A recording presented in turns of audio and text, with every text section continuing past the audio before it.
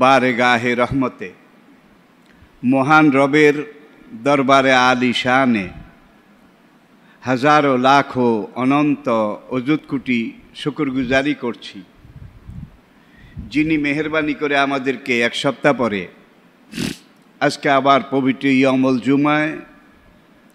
জুমার এই পবিত্র দিনে মহান রবের ডাকে সাড়া দিয়ে আমরা এক একজন সেই মহান রবের নিবেদিত প্রাণ গোলাম হিসেবে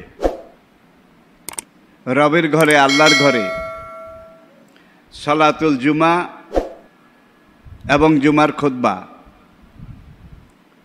এতে অংশ নেয়ার জন্যে আবহাওয়ার এই প্রতিকূল অবস্থা, তারপরেও আমরা আসতে পেরেছি, ভাইরা আসতেছেন, এই জন্য আল্লাহ পাকের শুকরিয়া আদায় করছি। সবাই পড়ি আলহামদুলিল্লাহ।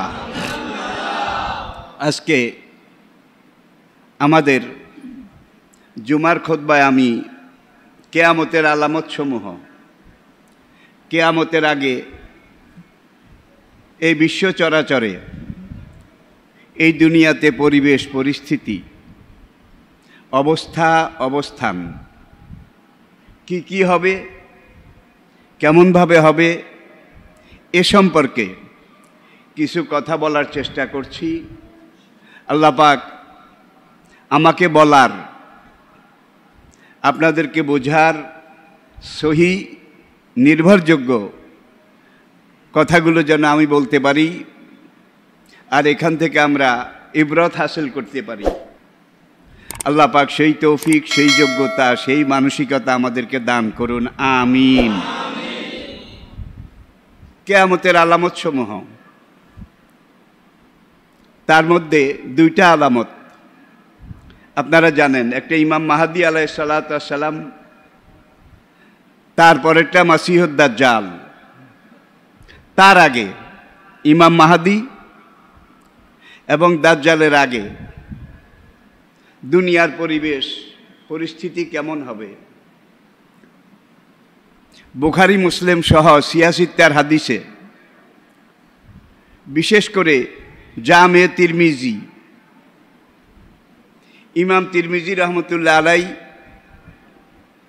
সিহা সিত্তার যেই 6টা বিশুদ্ধ হাদিস গ্রন্থ আপনারা জানেন, সহিহুন বিশুদ্ধ, নির্ভুল, নিখুঁত, সহিহুনের জমা সিহাহুন,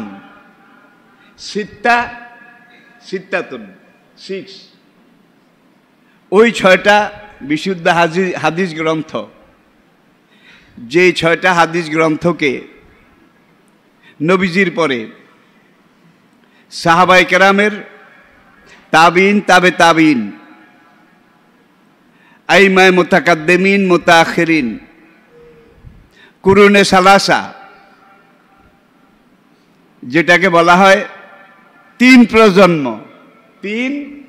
প্রজন্ম, সাহাবী, তাবি, তাবে তাবি,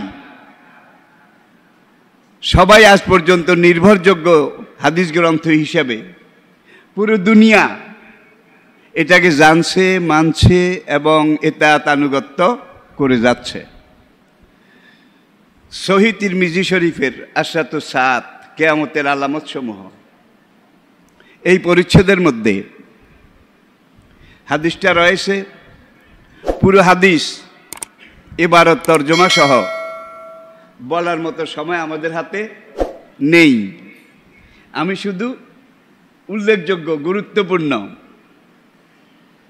কিয়ামতের যেই চিহ্নগুলো, আলামতগুলো ইমাম তিরমিজি রহমতুল্লাহ আলাই সহিহ সনদে মুতাওয়াতের বর্ণনা পরম্পরায় বিশুদ্ধভাবে আমাদের সামনে উপস্থাপন করেছেন।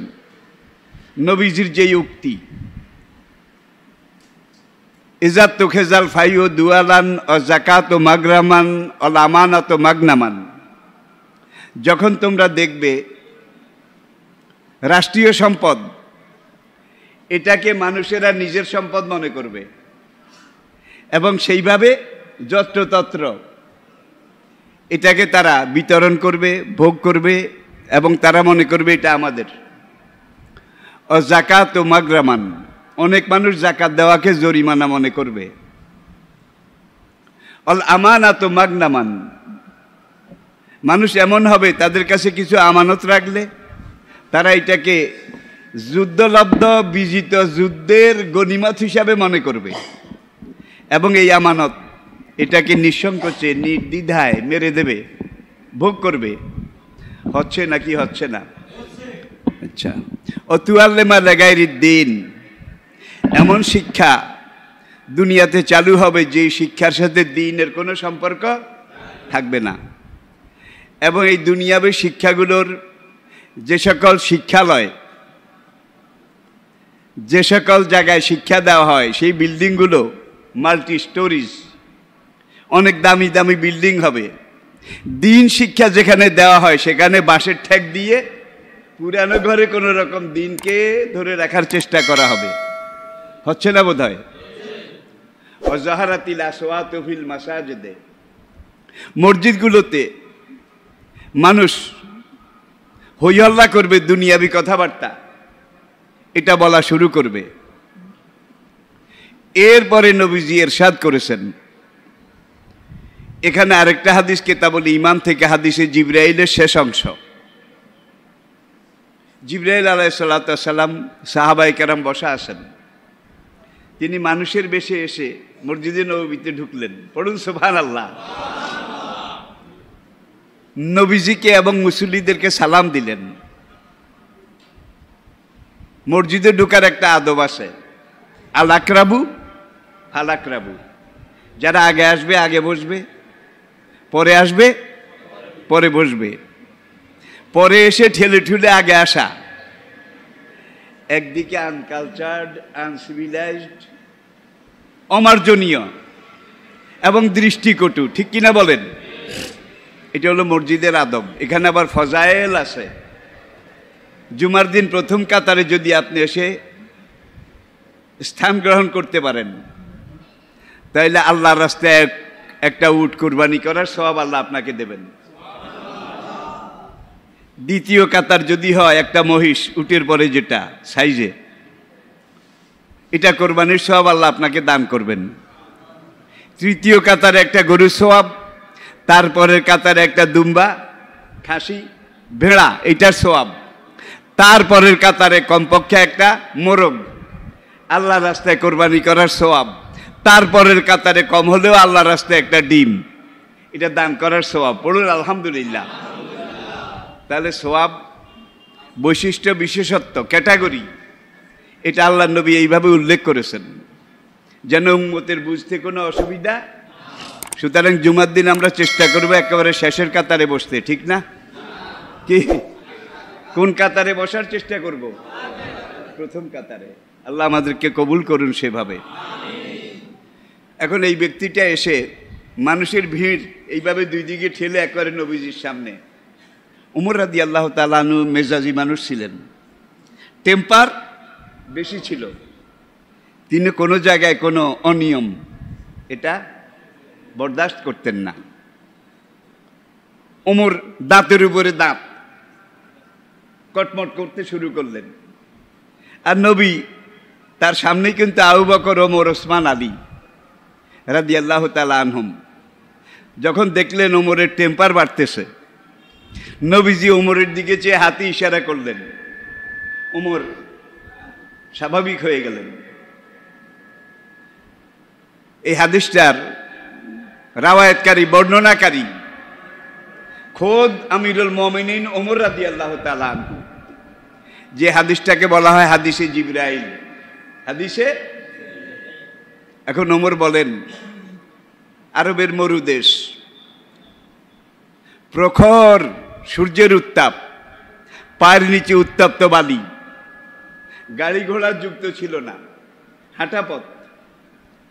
এখন এই লোকটা এসে এইভাবে ঢুকলো, আমরা কেউ তাকে চিনলাম না।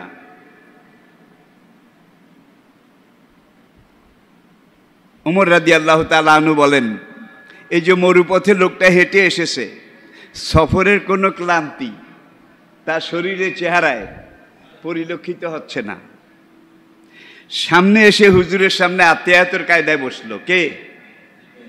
কে? এসে নবীজিকে কয়েকটা প্রশ্ন করেছেন ঈমান সম্পর্কে, আমল সম্পর্কে। সেগুলো আপনারা অনেকে জানেন।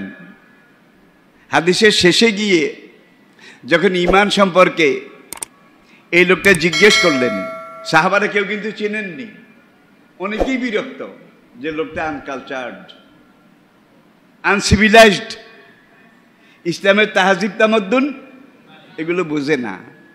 আর নবীজির সামনে আত্মীয়তার কায়দায় বসে নবীজিকে বলে, ইয়া মুহাম্মদ আখবিরনি আনিল ঈমান, হে মুহাম্মদ সাল্লাল্লাহু, ঈমান কি জিনিস আমাকে বলুন। নবী ছোট্ট করে বললেন। এইবার ওই ব্যক্তি বলে, সদাকতা, আপনি ঠিকই বলেছেন। ওমর এবার আবার উঠে দাঁড়ায়, বেটা সদাকতা, আপনি ঠিকই বলেছেন। নবী আবার বেঠিক বলে নাকি? হুজুর ইশারা করলেন, ওমর দমে গেলেন। দ্বিতীয়বার জিজ্ঞাসা করে, ইয়া মুহাম্মদ আখবিরনি আনিল ইসলাম, ইসলাম কি দয়া করে আমাকে বলে দিন। 3 নম্বরে আখবিরনি আনিল ইহসান, এহসান উপকারীর উপকার স্বীকার করা, এহসান কি জিনিস? নবীজি ছোট্ট করে বললেন, আন তা'বুদাল্লাহ কাআন্নাকা তারাহু, এহসান হচ্ছে যে আল্লাহর এত কিছু আমরা খাই, ভোগ করি, এত কিছু আমাদেরকে দিয়েছেন, আল্লাহর ইবাদত এমনভাবে তুমি করবে, ইবাদতে দাঁড়ালে তুমি যেন আল্লাহকে দেখতে পাচ্ছ। আল্লাহু আকবার। এতটুকুন যদি মনে করতে না পারো, অন্তত এতটুকুন মনে করো যে তোমার আল্লাহ তোমাকে দেখতে পাচ্ছেন। কালা সদাকতা, আপনি সত্য বলেছেন, ঠিক বলেছেন। এগুলোর পরে ওই আগন্তুক লোকটা জিজ্ঞেস করলো, ইয়া মুহাম্মদ আখবিরনি আনিস সাআহ, প্রত্যেকবার নবীজির নাম ধরে কিন্তু, ইয়া মুহাম্মদ সাল্লাল্লাহু আলাইহি ওয়াসাল্লাম, কিয়ামত কবে হবে দয়া করে আমাকে বলুন। নবীজি আরে জীবনে কথা বলতেন 1 মিনিট, 3 মিনিট, 5 মিনিট, 7 মিনিট খুব একটা নাই আমরা দেখি হাদিসে। শুধু বিদায় হজ্জের ভাষণ ছিল 27 মিনিট। বিদায় হজ্জের ভাষণ মানবাধিকারের মহাসনদ, নবীজির জীবনের দীর্ঘ ভাষণ ওয়াজ 27 মিনিট। এখন নবীজি বললেন, মাল মাসউল আলামু মিনাস সাইল, কিয়ামত কবে হবে এই ব্যাপারে যাকে প্রশ্ন করা হয়েছে তার অবস্থা যেমন, যিনি প্রশ্ন করেছেন তার অবস্থাও তেমন। অর্থাৎ তুমিও জানো না, আমিও জানি না। কালা সদাকতা, প্রশ্নকারী ব্যক্তি আগন্তুক লোকটা বলে, আপনি সত্য বলেছেন, ঠিকই বলেছেন। বলে টলে লোকটা আবার চলে গেল।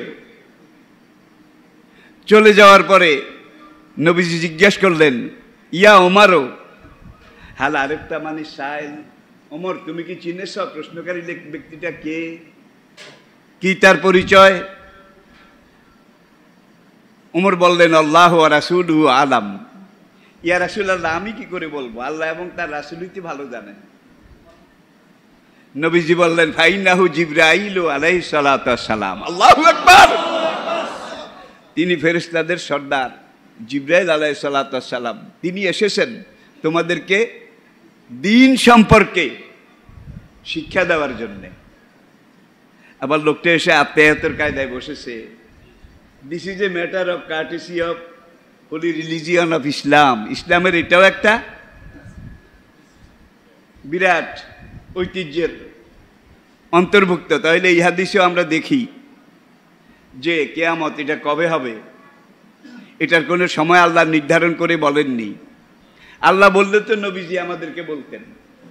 সুতরাং এটা ইলমে গায়েবের মধ্যে আসে, যখন আল্লাহর সেখানে যেভাবে যেই মুহূর্তে লেখা আছে তখনই হবে, কিন্তু এটা জানানো হয়নি।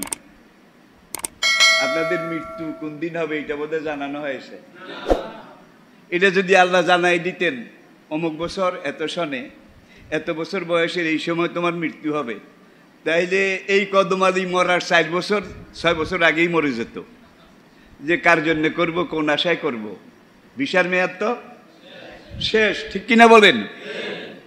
তাহলে বোঝা গেল এখানে একটা হাদিস এটার সাথে যোগ করলে ভালো হবে। এখন তো বর্ষাকাল, হুজুর ইরশাদ করেছেন, মান গারাসা সাজারাতান আও জিরাতান, সাজারান আও জিরাতান, যে ব্যক্তি কোনো একটা গাছ লাগালো, চারা, অথবা কোনো একটা খেতি কৃষি এগুলা করলো, ফা কালা মিনহুত তৈর, তার লাগানো গাছের ফল, ক্ষেতের সবজি তরকারি কাকপক্ষী ওরা এসে খেলো। আবিল বাহিমাতো, জঙ্গল থেকে রাতে বিভিন্ন বন্যজন্তু তারা এসে খেলো। পার্বত্য এলাকায় হাতি রাতে নামলে সেই এলাকা শেষ। এরকম করে নাকি করে না? কোন এলাকা হাতি, কোন এলাকায় শূকর, কোন এলাকায় হরিণ, প্রচুর ক্ষতি করে। কিন্তু আবিল ইনসানও, যে খেতি করলো, ফলালো, এই চারাটা রোপণ করলো, সে নিজে খাক, তার আওলাদ ফরজন তারা খাক। আবিল ইনসানও, এগানা এবং বেগানা, আত্মীয় এবং যে কোনো মানুষে খাক। আবিল বাহিমাতো, বন্যজন্তু কাকপক্ষী ওরা এসে খাক। আবি সারেকো, চোরে এসে কেটে নিয়ে গেছে। ফাহু আলাহু সাদাকাতুন, যে এই গাছটা লাগিয়েছে, এই সবজিটা ফলিয়েছে, কিয়ামত পর্যন্ত তার আমল নামায় আল্লাহ পাক সদকায়ে জারিয়া সব লিখে দেবেন। তাহলে গাছ লাগাতে রাজি আছেন? আমাদের জাতীয়ভাবে এখন বৃক্ষরোপণ পক্ষ, এটা চলছে, আপনারা জানেন। একটা হাদিসে হুজুর বলেছেন, তুমি যদি মনে করো আগামীকাল কিয়ামত হয়ে যাবে, আগামীকাল দুনিয়া ধ্বংস হয়ে যাবে, তারপরেও তুমি আজকে গাছ লাগাও, কারণ এক রাত সময় আছে, লাগিয়ে কি হবে? এই কথা বলে বসে থাকলে চলবে না।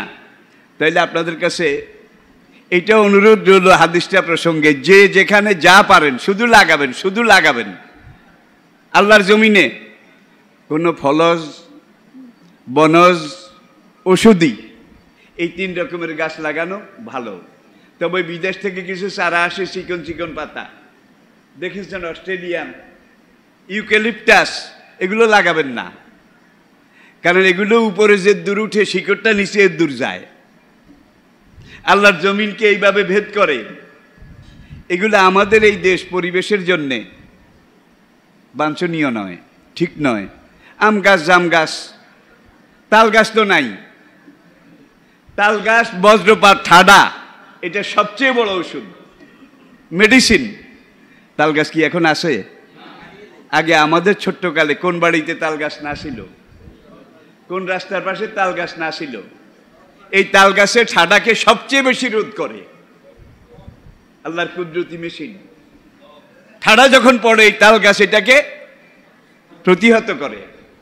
তাল গাছ লাগাইতে রাজি আছেন তো? রাজি আছেন তো?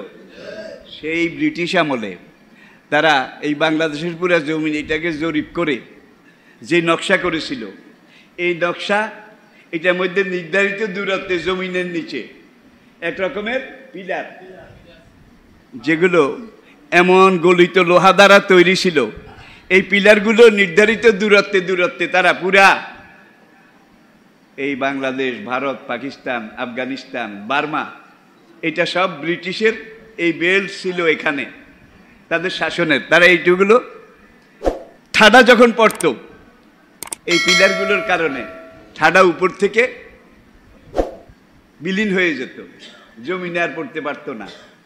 সেই পিলারগুলো পাকিস্তান আমলে চোরেরা কিছু চুরি করেছে, বাংলাদেশ হওয়ার পরে গত 50 বছরে এখন একটাও নাই।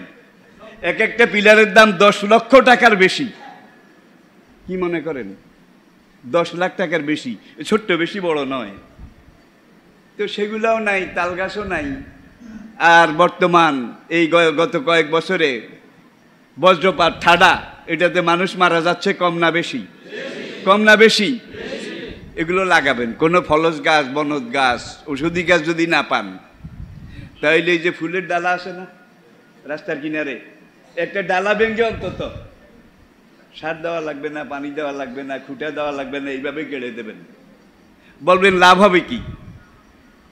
সাব্বাহা লিল্লাহি মা ফিস সামাওয়াতি ওয়া মা ফিল আরদ ইউসাব্বিহু লাহু মা ফিস সামাওয়াতি ওয়াল আরদ।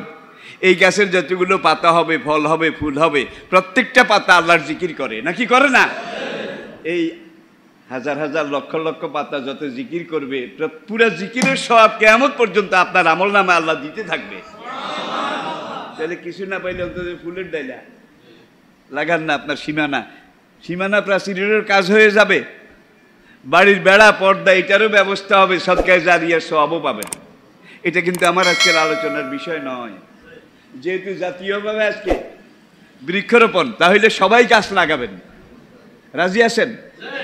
এবারে আবার ফিরে আসুন আমাদের কথায়। তাইলে মরণ এটাও আমাদের অজানা, কেয়ামত কবে এটাও আমাদের অজানা। কেয়ামতের আগে তিরমিজি শরীফে ওই হাদিসে আবার ফিরে যান। অশরেবাতিল খুমুরা, পুরা বিশ্ব চরাচরে যখন খামরুন শরাব, খুমুর বহুবচন, মদ, ইয়াবা, ফেন্সিডিল, হিরোইন, পপি, আর এখন আফ্রিকা থেকে আসতেছে খাট। খাট আরেকটা নেশা, যেগুলা মদের 14 গুণ বেশি, আরো কড়া। এরপরে দুনিয়ার বিভিন্ন দেশ থেকে, বাংলাদেশটা বর্তমানে কিন্তু নেশার সমুদ্রে ভাসতেছে। আমাদের যুবক তরুণ তারা শেষ হয়ে যাচ্ছে। ইসরায়েল থেকে পর্যন্ত বিশেষ প্রক্রিয়া এখানে এমন নেশা আসে যেগুলো খেলে এই যুবকরা তাদের যৌবন, শক্তি, সামর্থ্য এগুলো সব হারিয়ে ইনভ্যালিড হয়ে যায়। আমার কাছে অনেক মানুষ আসে। কিছুদিন আগে এক মহিলা তার ছেলেকে আমাদের সামনের দুয়ারে বসে তারপরে আমার সাথে দেখা করলো যে হুজুর আমার ছেলেটা কথা জিজ্ঞেস করলে জবাব দেয় না, খাইতে বললে খায় না। আমি বললাম ছেলের বয়স কত? বলে হুজুর বয়স 30-এর মতো, কোনো কাজও করে না, শুধু মানুষের দিকে তাকিয়ে থাকে। হ্যাঁ বললেও হ্যাঁ, না বললেও হ্যাঁ, কোনো রাজা উজির, কোনো কিছু ঠিক নাই। বললাম বিয়ে করাইছেন? হুজুর কইেন না, বউ 2টা গেছে, কয়েকদিন থেকে চলে যায়। এখন আবার বিয়ের জন্য এখানে দেখতেছি, কিন্তু মেয়ে পক্ষ রাজি হয় না। আমি বললাম কেন? মহিলা আমাকে বলে হুজুর বেয়াদবি নিয়েন না, আমার ছেলের নাকি ওইটা নাই। ওইটা আপনারা কি বুঝেছেন আমি জানি না, মানে বউ রাখতে পারে না। সেক্সুয়াল পাওয়ার, একজন পুরুষের পৌরুষত্ব। আর এই মদ, নেশা, ইয়াবা, গাঁজা, ফেন্সিডিল এই ধরনের নেশা খেলে প্রথম তার হার্ট, তারপরে তার লাংস, ফুসফুস, এরপরে তার লিভার, তার কিডনি, তার সেক্সুয়াল পাওয়ার আস্তে আস্তে সব ড্যাম হয়ে যায়। এবং বয়স 40 বছর পুরো হওয়ার আগে আমার এলাকায় কয়েকটা মারা গেছে। তাইলে এই নেশা সরকার সরকারিভাবেও চেষ্টা করতেছে, কিন্তু বাংলাদেশ এমন এক দেশ, সব সম্ভবের দেশ, সব কিছু সম্ভবের দেশ, ঠিক কিনা বলেন? এই দেশে প্রতিরোধ করতে গিয়েও করা যায় না, কারণ বেড়ায় খেত খায়, বেড়ায় খেত খায়। আমি কি বুঝাতে পেরেছি? প্রিয় দিনী ভাইয়েরা, মুসল্লি ভাইয়েরা, এরপরে আসেন আজকে নেট, ইন্টারনেট, বড় বড় মোবাইল। এখন আর সিনেমা দেখার জন্য সিনেমা হলে যাওয়া লাগে না। নবী বলেছেন জাহারাতুল কায়নাত ওয়াল মুআজিফ, দুনিয়ার এক প্রান্তের গান আরেক প্রান্ত থেকে দেখা যাবে, গানও শোনা যাবে। যায় না বোধহয়? ছেলেকে মা বাবা যদি একটু কড়াকড়ি দেয়, দেখবেন যে রাত্রে ঘুমাতে যায় কম্বলের নিচে শুয়ে শুয়ে। করে নাকি করে না? কম্বলের নিচে শুয়ে, লেপ মুড়ি দিয়ে পর্যন্ত এই যে কাজগুলো করতেছে দীর্ঘ সময়ব্যাপী, প্রথমে তাদের মগজে অ্যাটাক করে, তাদের হার্টে, স্মরণ শক্তিতে অ্যাটাক করে। ভালো খানা খেলে শরীর ভালো হয়, পুষ্ট হয়, সজীব হয়, কর্মক্ষম হয়। কিন্তু যে দূর না খেলেই নয়, দূর তো খাওয়া দরকার। নিয়মের বেশি খেলে খুব উপকার হয়, ঠিক না? জোরে বলেন। আগের বুড়া বুড়িরা বলতো ভাতে মেশা তেলে কাঁচা, ভাতে মেশা। আজকে বাংলাদেশে একদল মানুষ তারা বেশি খেয়ে মারা যাচ্ছে, আরেক দল না খেয়ে মারা যাচ্ছে। আমি কি বুঝাতে পেরেছি? তো নবীজি হাদিসে বলেছেন যেমন একটা সময় আসবে মদ, গাঁজা, নেশা এগুলা পাইকারি হয়ে যাবে। হয় নাই বোধ হয়? জাহারাতুল কায়নাত ওয়াল মুআজিফ, নর্তকী, নায়িকা, গায়িকা, তারা যুব সমাজকে পাগল করে দেবে। বিভিন্ন ক্লাবে, বিভিন্ন আড্ডায়, আপনারা বোধহয় এই গত 2 সপ্তাহ পর্যন্ত নেট জগৎ যারা সার্চ করেছেন, কি পরি নাকি নাম, কি নাম? পরিমণি। এর আগে পাপিয়ার পাপে বাংলাদেশ কাঁপে। কত পরিমণি, কত পাপিয়া। এই মেয়েরা কিন্তু ভাড়ায় খেটে খেটে একটা সিন্ডিকেট তৈরি করে, পুরা যুবক একদিকে সেখানে নেশা চলছে, মদ খেয়ে পাগল করে যুবকদেরকে শকুনের মতো ওদের উপরে তারা ঝাঁপিয়ে পড়ছে। ঠিক না বেঠিক? তাহলে মদ নেশা পাইকারি হয়ে যাবে, গান বাজনা, নর্তন কুর্দন, লারে লাপ্পা হারে টপ্পা, এগুলো পাইকারি আম হয়ে যাবে। আরেকটা কথা আছে, আন তালে দাল আমাতো রব্বা তাহা। বাঁধি তার মনিবকে গর্ভধারণ করবে এবং প্রসব করবে। বাঁধি মনিবকে কিভাবে প্রসব করবে? মুফাসসিরিন কেরাম এই হাদিসের একটা তর্জমা করেছেন এইভাবে, যে মা যেই বাচ্চা গর্ভে ধারণ করবে সেই বাচ্চা বড় হয়ে মায়ের সাথে মনিবের মতো, প্রভুর মতো ব্যবহার করবে। করে না বোধ হয়? বউ বাড়ির গিন্নি, বউ বাড়ির সবকিছু মা বেচারি খেয়ে না খেয়ে কিভাবে আসে। এরপরে আরেকটা জিনিস, যে মানুষেরা তাদের বউ তার আনুগত্য করবে, বউ যা বলবে তা শুনবে, ওয়াক্কা উম্মাহু, মায়ের দিকে খেয়ালও করবে না। বন্ধু বান্ধব শালা সম্বন্ধী তাদেরকে দাওয়াত দিয়ে ভালো ভালো খানা খাওয়াবে। ও আকসা আবাহু, বুড়া বাপ আরেক ঘরে শুয়ে শুয়ে কাশে, বাপে খেলো না না খেলো এইটারও খোঁজ নেবে না। হচ্ছে নাকি হচ্ছে না? তাহলে মাকে দূরে সরিয়ে দেবে, বাবাকে দূরে সরিয়ে দেবে, কিন্তু তারা তাদের আমোদ ফুর্তি ঠিকই করবে। আবার অনেক ছেলে আজকে আপনারা দেখতেছেন উচ্চ শিক্ষিত, উঁচু মানের চাকরি করে, ঢাকায় বাড়ি গাড়ি, যেই মা 10 মাস 10 দিন পর্যন্ত তোমাকে তার এতটুকু একটা পেটের মধ্যে ধারণ করেছে 10 মাস 10 দিন, আজকে তোমার কয়েক হাজার বর্গফুটের যেই বাড়ি, যেই বাসা, সেখানে এত কিছুর জায়গা হয়, কিন্তু মা বেচারি তার জায়গা হয় না। ঠিক কিনা? বুড়ো বাবার জায়গা হয় না। ওয়াকসা আবাহু আক্কা উম্মাহু, এইভাবে মাকে দূরে সরিয়ে দেবে। আবার কেউ কেউ নিয়ে বুড়ি মা বুড়ি বাবাকে সরকারি আশ্রয় কেন্দ্র, কি বলে এটাকে, বৃদ্ধাশ্রমে রেখে আসে। আজ থেকে 20-30 বছর আগে, 40 বছর আগে যখন ঢাকা নারায়ণগঞ্জে আমি তাফসির করছিলাম, তখন এই বৃদ্ধাশ্রমের ওয়াজ করেছিলাম। সেই লন্ডনে, আমেরিকাতে, অমুসলিম দেশগুলোতে দেখছি মা বাবা বুড়ো হইলে তাদেরকে ওখানে রেখে আসে। আমাদের দেশে ছিল না। 40 বছর পরে আজকে আমাদের দেশে এটা পাইকারি। ঠিক না বে ঠিক? এখন মা আর বাবা দুইজন, ছেলে এবং ছেলের বউ, একটা নাতি আছে 10-12 বছরের, পরিবার এই 3 জন। মা বাবা হয়েছে তাদের যন্ত্রণা, তাদেরকে নিয়ে যত ব্যথা, যত হয়েছে, যত রকমের কিছু কথাবার্তা, বাক বিতণ্ডা। এবার স্বামী স্ত্রী, ছেলে আর ছেলে বউ পরামর্শ করলো, চলো আগামীকাল তোমার বুড়ি মা বুড়া বাবা তাদেরকে আশ্রয় কেন্দ্রে রেখে আসি। আশ্রয় কেন্দ্রে গিয়ে ওই ছেলে এটাও সঙ্গে গেছে, গিয়ে এখন সেখানে নাম, আইডি, আইডেন্টিফিকেশন, এগুলো সেখানে দেখায় যে বুড়ার নাম এই, বুড়ির নাম এই, বাবার নাম এই, মায়ের নাম এই। ছেলে কয় কোথায়? দাদা দাদুকে কোথায় নিয়ে যাও? ওখানে সরকারি বাসভবনে তাদেরকে রেখে আসবো। তোর আম্মা ঠিক মতো দেখাশোনা করতে পারে না, কষ্ট হয় নাকি? ওখানে ঠিক মতো তারা তদারকি করবে। এখন ছেলে যখন দেখলো তাদেরকে ভর্তি করা, বুঝছেন তো? ছেলে এখন রুম থেকে বের হয়ে ওই যে আশেপাশে বিল্ডিং আছে শুধু এগুলা তাকায়, বিল্ডিংয়ের দরজা দিয়ে রুমগুলা দেখে, শুধু দৌড়াদৌড়ি করে আর দেখে।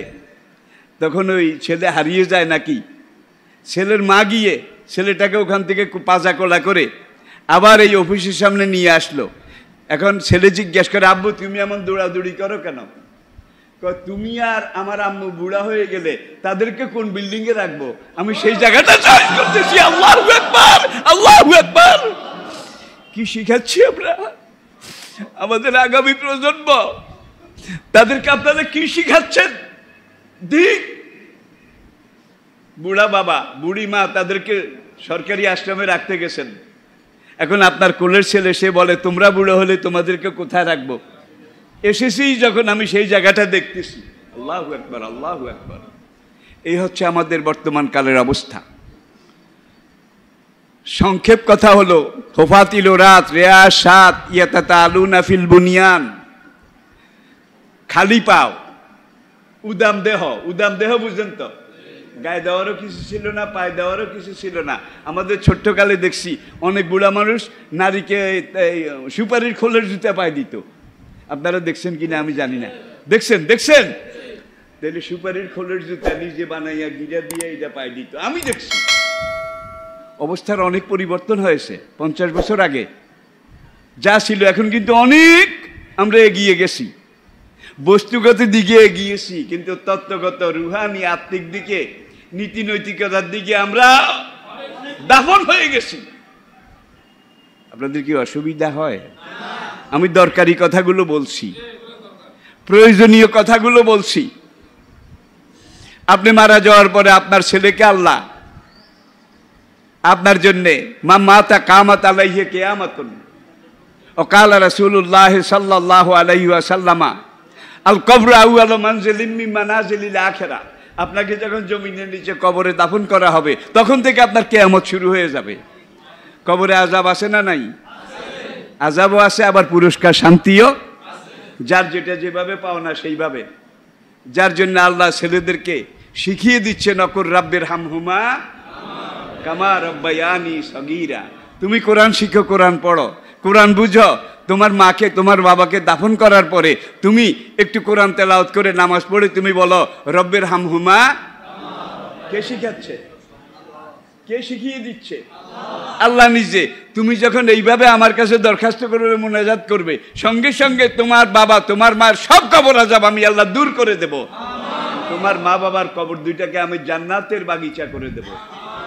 এখন সে কোরআন শিক্ষা আছে? ও তুয়াল্লিমা গায়রিদ দ্বীন, তিরমিজির সে হাদিসটা। মা বাবারা তাদের ছেলেকে এমন শিক্ষা দেবে যে শিক্ষা দ্বীনি শিক্ষা নয়, দুনিয়াবী শিক্ষা। অঙ্ক sir, English sir private tutor রাখে, তাকে মাস 10,000 টাকা করে দেয়, 20,000 টাকা করে দেয়, ঠিক না বেঠিক? এখন কেউ কেউ বলছে অন্তত কোরআনটা শিখাও না, কোরআন শিখাবার জন্য হুজুর একজন রাখছে মাস 300 টাকা, ঠিক না বেঠিক? ঠিক না বেঠিক? 300 টাকা মাস। ভাই এখন কামলার হাজিরা কত? যারা মাটি কাটে, আমি আজকেও তার হাজিরা 500 এবং নাস্তার জন্য 100 এই জুমে আসার সময় দিয়ে আসছি। তাহলে একজন কামলার হাজিরা যদি দৈনিক 500 টাকা হয়, মাসে 15,000। আর আপনার ছেলেকে কোরআন শিখাবার জন্য হুজুরকে রাখছেন মাস 300 টাকা, 500 টাকা। আছে না নাই? তাহলে বোঝা গেল আমাদের কপালে আগুন লাগছে। আমাদের ছোট্টকালে দেখছি বাড়িয়ে বাড়িয়ে কাছারি, সেখানে হুজুর একজন, মুন্সি সাহেব, কারি সাহেব, মিজি সাহেব, মৌলভী সাহেব, মাওলানা সাহেব, প্রায় বাড়িতে কাছারি ছিল। প্রত্যেকটা মহল্লায় ফোরকানিয়া মাদ্রাসা ছিল। সকালবেলা ঘর থেকে বের হলে দেখা যেত যে ছোট ছোট বাচ্চারা নামাজে চিনি মাথা দিয়ে বাঁশের তৈরি রেল, বাঁশের তৈরি রেল দেখছেন কিনা?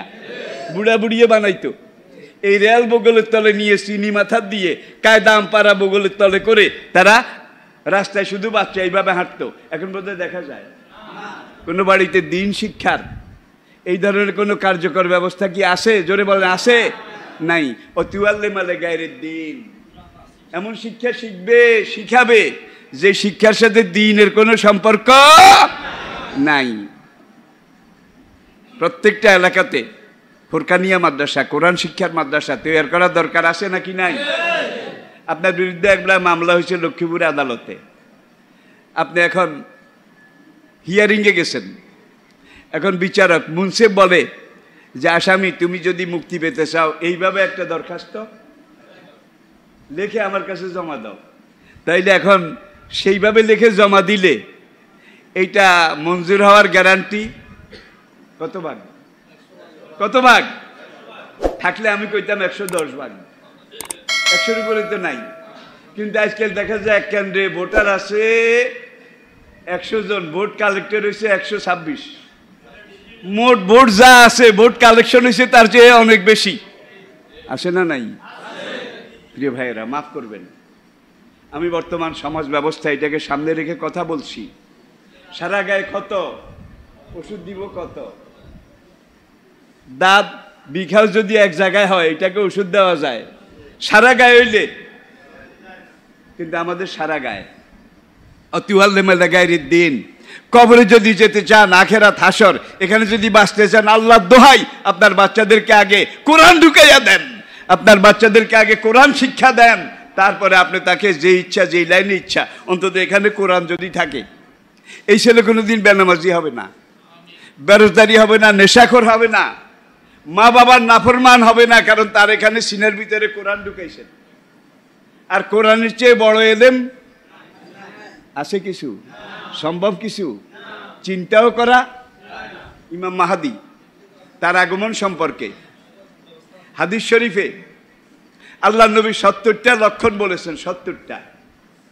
70টা লক্ষণের মধ্যে ওলামায়ে কেরাম তাদের গবেষণা, রিসার্চ, পর্যবেক্ষণ, পর্যালোচনায় 70টার মধ্যে 65টা হয়ে গেছে। আবার বলছি, ইমাম মাহাদি আসার লক্ষণ নবী 70টা লক্ষণ বলেছেন, 70টার মধ্যে 65টা হয়ে গেছে। ছোট্টকালে পায়ে জুতা ছিল, গায়ে দেওয়ার জামা ছিল না, রেয়া সাত, আরেকজনের বাড়িতে গরু টরু রাখতো, আলটা চৈত। এমন লোকেরা ইয়াতা আলুনা ফিল বুনিয়ান, বড় বড় বিল্ডিং করে, কে কত বড় বিল্ডিং সুন্দর করতে পারে এটার প্রতিযোগিতা করবে, করে না বোধ হয়? আরেকটা জিনিস, যখন তোমরা দেখবে পোড়া মাটির ঘরে দুনিয়া ভরে যাচ্ছে, পোড়া মাটির ঘর চিনছেন? তখন তোমরা সিঙ্গার আওয়াজ শোনার জন্য অপেক্ষা করো। এটাও তো হয়ে গেছে, বেশি পারছি না। আর এমন এক মহাসমুদ্রে আপনাদেরকে নিয়ে আমি এখন নেমেছি, এটা পার হইতে সময়ের দরকার। আসুন তাহলে ইমাম মাহদী আলাইহিস সালাতু ওয়াস সালাম 70টা লক্ষণের মধ্যে 65টা হয়ে গেছে। কিন্তু আমি বলতে পারছি না ইমাম মাহদী অত সনে আসবে, এত বছর পরে আসবে, যেহেতু আল্লাহর নবী এই সম্পর্কে আমাদেরকে নির্ধারিত কোনো সময় দেননি। আবার আরেকটা জিনিস মনে রাখা দরকার, আল্লাহর ক্যালেন্ডারে 100 বছর 1000 বছর কোনো সময়ই না। আল্লাহর ক্যালেন্ডারে 100 বছর 1000 বছর কোনো সময়ই না। আমি কি বুঝাতে পেরেছি? তাহলে আমাদের জন্য 100 বছর অনেক কিছু। এই জন্য আমি বলতে পারি না ইমাম মাহদী অমুক সময় আসবে, ঈসা আলাইহিস সালাম তমুক সময় আসবে। আসুন আজকের আলোচনা আমি শেষ করে দিচ্ছি, উপসংহারে চলে এসেছি। হ্যাঁ, অকানাত খাসাফুন ও মাসাখুন ও জলজালাতুন, কিয়ামতের আগে পুরা দুনিয়াতে এমন একটা পরিবেশ পরিস্থিতি সৃষ্টি হবে, খাসাফুন, দুনিয়ার অনেক জায়গায় মাটি ধসে যাবে, বড় বড় গর্তের সৃষ্টি হবে। খবর রাখেন, ইয়ামনে আজ থেকে কয়েক বছর আগে হঠাৎ করে প্রকাশ্য দিনে দুপুরে ধড়াম করে একটা আওয়াজ হয়ে মাটি নিচের দিকে নেমে গেছে।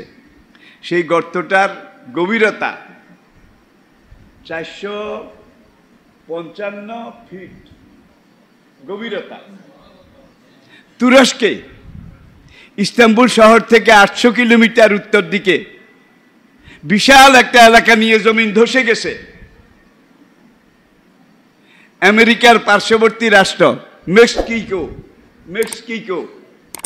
এই দেশে 6টা জায়গায় জমিন ধস হয়ে বড় বড় হ্রদ, গর্তের সৃষ্টি হয়েছে।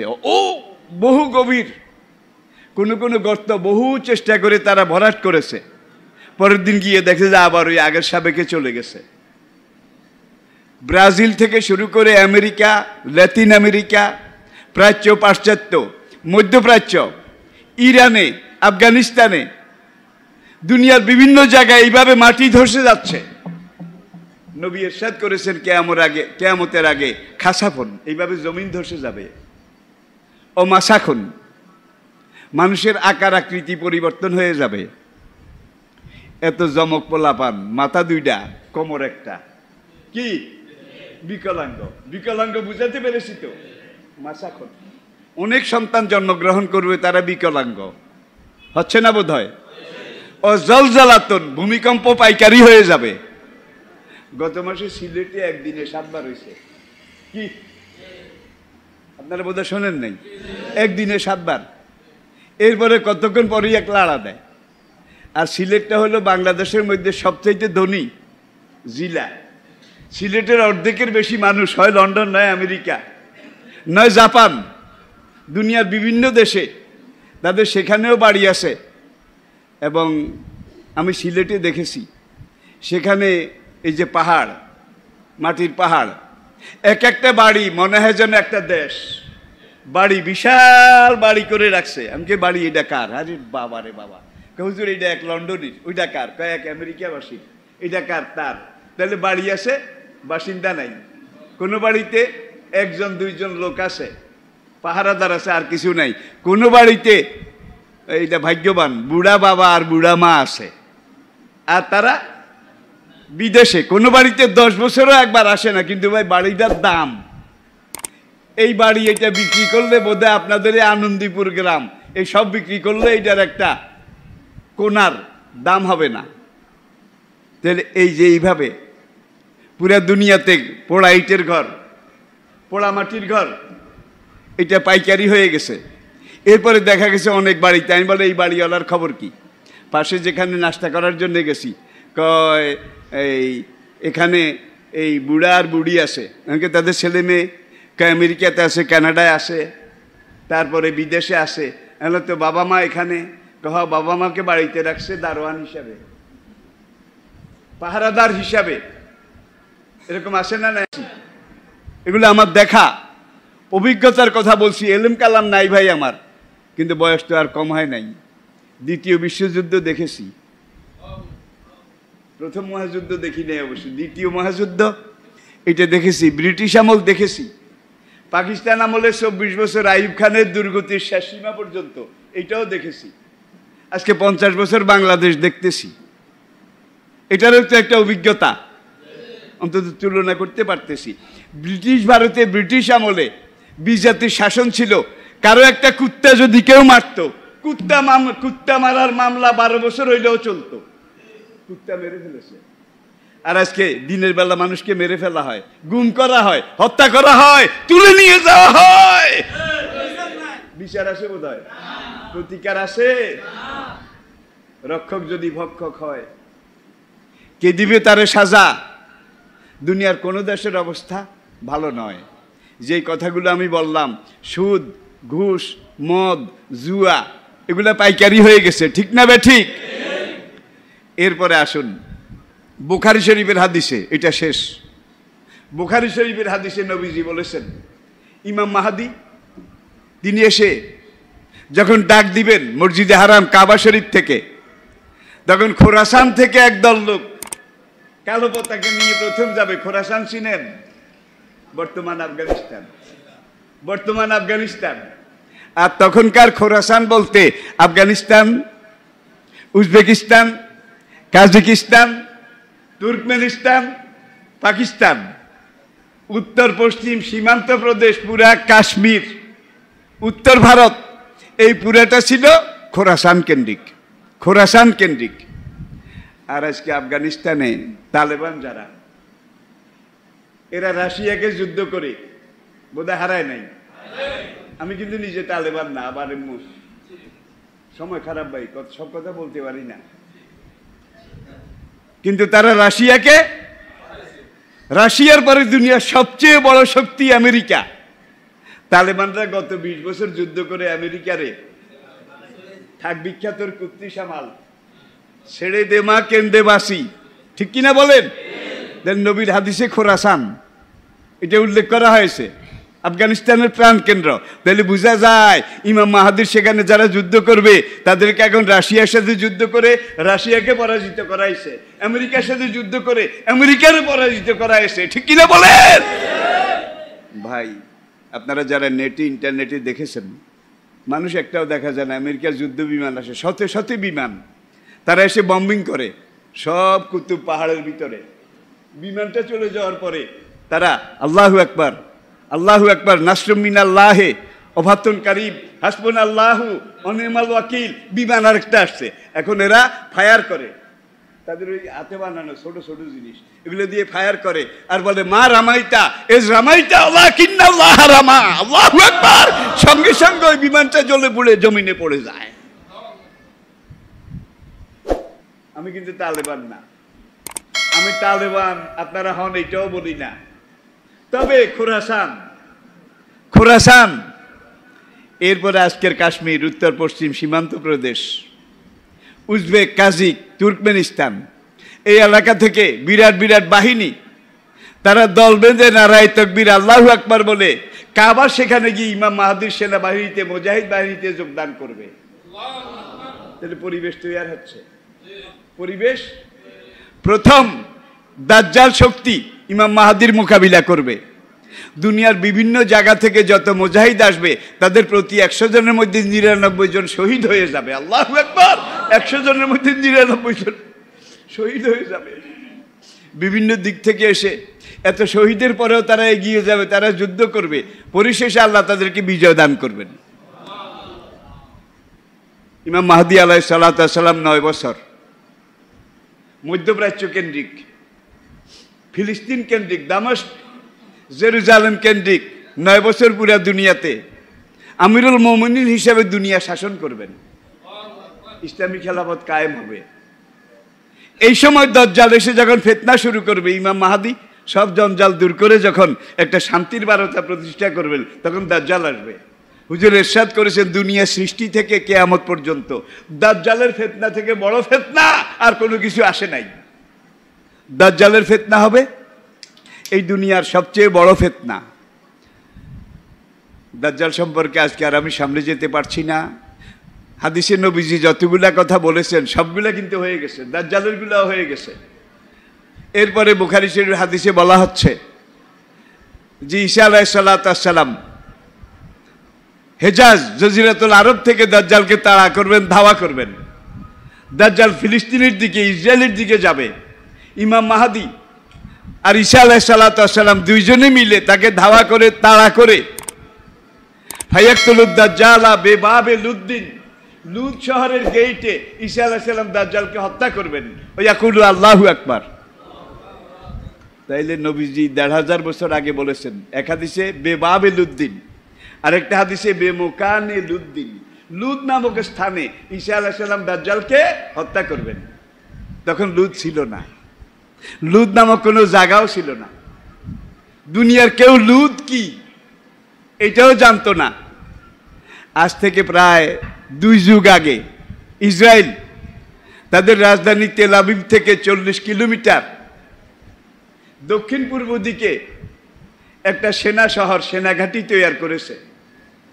সেখানে একটা সেনা বিমানবন্দর, Ben Gurion international airport, I repeat, Ben Gurion international airport. আর এই বিন গরিয়ান, এই লোকটা ছিল ইহুদিদের জাতির জনক, ওয়াইজম্যান, ট্রুম্যান, তাদেরকে কেন্দ্র করে এই বিন গরিয়ান।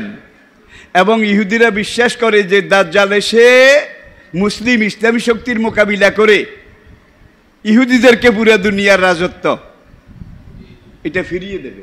এটি হলো ইহুদিদের ধর্মবিশ্বাস, যার জন্য আজকে তারা মারো মারো, খতম করো। ইসরায়েলের দিকে তাকান, ফিলিস্তিনের দিকে তাকান, ওয়েস্ট ব্যাংক পশ্চিম দিকে তাকান, পুরা দুনিয়া, আমেরিকার মতো দেশকেও কিন্তু ইহুদিরা চালায়। বিশ্বাস হয় না বোধ হয়? জাতিটা শেয়ানা নয়, 6.5 আনা। নাপিতের 16 চুঙ্গা বুদ্ধি। আমাকে জাপানে প্রশ্ন করা হয়েছিল এই করোনার আগে আগে, এক বৌদ্ধ সাংবাদিক, অনারেবল মাওলানা, আমার একটা প্রশ্ন অনেক স্কলারকে আমি জিজ্ঞাসা করেছি, তারা জবাব দিয়েছেন, কিন্তু আমি প্লিজড হতে পারিনি। আপনার বক্তব্য এতক্ষণ শুনে আমার মনে হচ্ছে আপনি আমার প্রশ্নটার জবাব দিতে পারবেন। আমি বললাম, মাই ডিয়ার জেন্টলম্যান, আপনার প্রশ্নটা করুন। তখন ওই বৌদ্ধ সাংবাদিক আমাকে প্রশ্ন করলো, অনারেবল মাওলানা, খুব সম্মানের সাথে, আসলে ওরা খুব ভদ্র, যে কোনো দেশে, আমি পার্শ্ববর্তী দেশ ছাড়া যে কোনো দেশে গেছি দুনিয়ার, দেখছি যে তারা ম্যান অফ কার্টেসি, ইমান নাই, কিন্তু তাদের দোকানে 2 নম্বর মাল নাই। বিশ্বাস করেন? 2 রকমের দাম নাই। সেখান থেকে কোনো জিনিস কিনলে আপনাকে চিন্তা করা লাগবে না আবার 2 নম্বর টম্বর নাকি, কারণ 2 নম্বরের কোনো কামে নাই। আপনাকে চিন্তা করা লাগবে না দামে ঠকলাম নাকি, কারণ 2 রকমের দাম নাই পুরো দেশে। আর পেঁয়াজের দাম যখন বাড়ে তখন দেখা যায় চকবাজার সেখানে এক দাম, তারপরে কারণ বাজারে আরেক দাম, মোহাম্মদপুর কৃষি মার্কেটে আরেক দাম। ঢাকাতে পেঁয়াজের যে কত রেট, ঠিক না বে ঠিক? এটা আমার আলোচনার বিষয় নয়, বুঝার জন্যে সম্পূরক পরিপূরক হিসেবে কিছু কিছু কথা আমাকে বলতে হয়। তো নবীজি বলেছেন লুদ শহরের গেইটে বেবাবে লুদ্দিন, রিপিট, বেবাবে লুদ্দিন, বুখারীর হাদিস। লুদ শহরের গেইটে ঈসা আলাইহিস সালাম দাজ্জালকে হত্যা করবেন, ওয়াকুল আল্লাহু আকবার। 1000 বছর আগে নবী বলছেন বেবাবে লুদ্দিন, বেমকানে লুদ্দিন, লুদ নামক স্থানে, লুদ শহরের গেইটে। ওই যে বিন গরিয়ান ইন্টারন্যাশনাল এয়ারপোর্ট, এটা লুদ এলাকায়, ইসরায়েলের লুদ এলাকায়। এই এয়ারপোর্টে কোনো সিভিল লোক তারা ঢুকতে পারে না, তাদের কমান্ডো সেনাবাহিনী তারা সেখানে এটাকে নিয়ন্ত্রণ করে, হ্যান্ডেলিং করে, এবং তারা শ্বেত পাথরের একটা গেট সেখানে তৈরি করেছে, বিশাল গেট। আপনারা গুগলে একটু দেখে নেবেন, গুগলে, তাইলে আরো ক্লিয়ার হবেন। সেই গেটটা সেখানে তারা লিখে রেখেছে, the king of piece will emerge here, আমাদের শান্তির দূত দাজ্জাল এই গেট দিয়ে প্রবেশ করবে। তাহলে এটা হলো লুদ শহরের গেট, শ্বেত পাথরের গেট। আরেক পিঠে লেখা বিন গরিয়ান ইন্টারন্যাশনাল এয়ারপোর্ট, বিন গরিয়ান ইন্টারন্যাশনাল এয়ারপোর্ট। তাহলে লুদ শহরও ছিল না, লুদ শহরের গেটও ছিল না, এখন লুদ শহরও হয়ে গেছে, গেটও তৈরি হয়ে গেছে। আল্লাহু আকবার। বাঙালি কয় ঠাউরের জুতা মুখে মুখে, ঠাউরের জুতা। আর আরবি প্রবাদটা হলো হজর নাল বিন নাল, একবার জুতা আর পাও হুবহু মিলে গেছে, হজর নাল বিন নাল। তাহলে যতগুলো লক্ষণ আল্লাহ নবী বলেছেন, ইনশাআল্লাহ আল্লাহ বাঁচিয়ে রাখলে আবার আগামী মাসের শেষ জুমায়, আবার আগামী মাসের শেষ জুমায় এখান থেকে বাকি কথাগুলো কিয়ামতের আগে কিয়ামত কিভাবে হবে এটা আমি বলার চেষ্টা করব। আল্লাহ পাক আমাদেরকে বোঝার তৌফিক দান করুন।